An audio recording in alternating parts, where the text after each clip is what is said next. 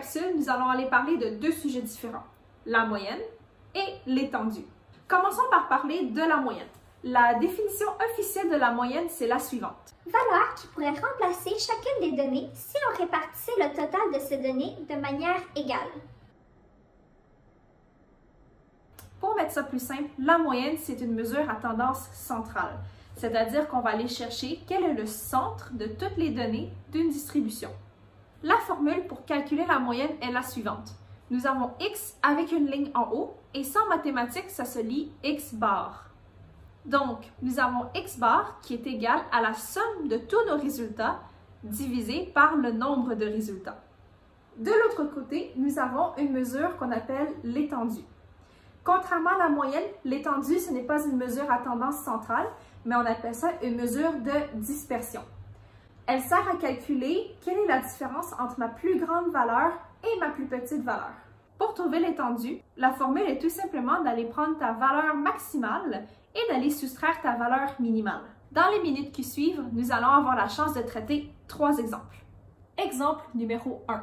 Observez la distribution suivante. Nous voulons aller calculer la moyenne et l'étendue de cette distribution. Donc, si on veut aller trouver la moyenne, la première étape, c'est d'aller écrire la formule qu'on va utiliser. J'ai donc x bar qui est égal à la somme de tous mes résultats. Je vais donc aller additionner chacun de mes nombres.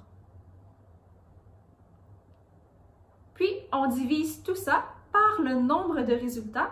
Et ici, si vous comptez bien, nous en avons 1, 2, 3, 4, 5, 6, 7. Je fais donc diviser par 7. On sort la calculatrice et on commence par l'addition. Le numérateur me donnerait un total de 4844 divisé par 7 et ceci me donne une moyenne de 692. Maintenant, allons calculer l'étendue de cette distribution. Nous devons tout d'abord aller identifier les valeurs que nous allons utiliser. Ma plus grande valeur est de 810 et ma plus petite valeur est de 566. Après ma soustraction, je découvre que l'étendue de cette distribution est de 244. Il y a donc une différence de 244 entre ma plus petite valeur et ma plus grande valeur. Exemple numéro 2. Maintenant, allons trouver la moyenne et l'étendue de cette distribution. Vous voyez, dans cet exemple, il y a des nombres négatifs. Nous allons voir comment les nombres négatifs vont affecter nos calculs. C'est parti. Tout d'abord, écrivons la formule de la moyenne. J'ai x bar qui est égal à la somme de mes résultats divisé par le nombre de résultats. Lorsque j'écris la somme de mes résultats, j'obtiens le numérateur suivant divisé par le nombre de résultats. La distribution ici contient un total de 9 résultats. Je divise donc par 9. Par contre, lorsque j'additionne un nombre négatif comme ici, je pourrais tout simplement le réécrire comme une simple soustraction. On va donc obtenir la ligne suivante. J'utilise ma calculatrice pour simplifier le numérateur et ça me donne un total de moins 9 divisé par 9. Moins 9 divisé par 9 me donne donc moins 1 et la moyenne de ma distribution est moins 1. Pour ce qui est de l'étendue, je dois trouver ma valeur maximale et ma valeur minimale. Ma valeur maximale dans cette distribution, c'est le nombre 8 et je vais aller soustraire avec la plus petite valeur qui est moins 11. Ici, nous obtenons 8 moins 11. Une soustraction d'un nombre négatif revient à une addition. Donc, on obtient 8 plus 11 qui donne une étendue de 19. Ce résultat veut donc dire qu'il y a une différence de 19 unités entre ma plus grande et ma plus petite valeur. Exemple numéro 3. OK, vous voyez déjà que le troisième exemple est bien différent des deux premiers qu'on vient de faire. Le diagramme à bande suivant représente le nombre de chambres dans les maisons d'un quartier à Montréal. Alors, on va faire un petit rappel sur comment interpréter ces résultats. Nous avons 4 personnes qui ont dit qu'ils avaient 2 chambres dans leur maison, 10 personnes qui ont dit qu'ils en avaient 3, 13 personnes 4 personnes 5 chambres et une personne seulement a dit qu'elle avait 6 chambres dans sa maison. Mais comment est-ce qu'on fait pour trouver une moyenne à partir d'un diagramme à bande? Tout ce que vous avez à faire, c'est considérer le diagramme à bande comme si c'était une liste de résultats, comme avec les autres exemples. Donc, si je veux aller trouver la moyenne, premièrement, nous devons aller faire la somme de tous les résultats.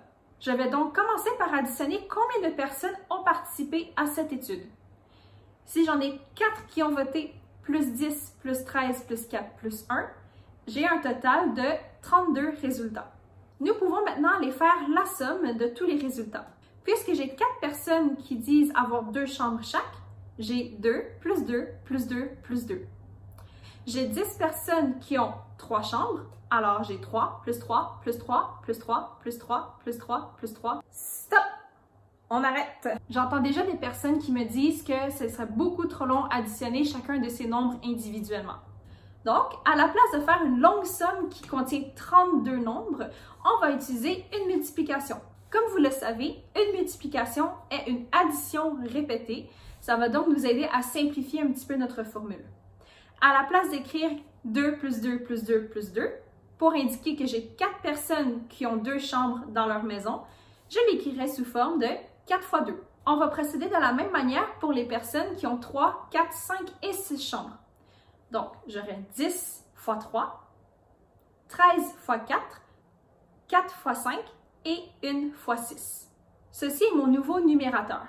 Je prends le tout divisé par 32 afin d'aller trouver la moyenne du nombre de chambres dans les maisons dans un quartier à Montréal. Lorsque j'utilise ma calculatrice, j'obtiens 116 au niveau de mon numérateur, que je divise par 32 et ceci me donne une moyenne de 3,625. Puisque c'est impossible d'avoir 3,625 chambres dans une maison, on pourrait l'arrondir à un nombre entier. On pourrait dire qu'il y a une moyenne d'environ 4 chambres dans les maisons d'un quartier à Montréal. Finalement, on va aller trouver l'étendue de cette distribution. Je prends donc la valeur maximale et je soustrais la valeur minimale. Quelle était la valeur maximale du nombre de chambres de cette étude? C'était bel et bien 6. Et la valeur minimale du nombre de chambres, c'était 2. L'étendue de cette distribution est donc de 4 chambres. Et voilà, après avoir effectué ces 3 exemples ensemble, vous savez comment trouver la moyenne et l'étendue d'une distribution.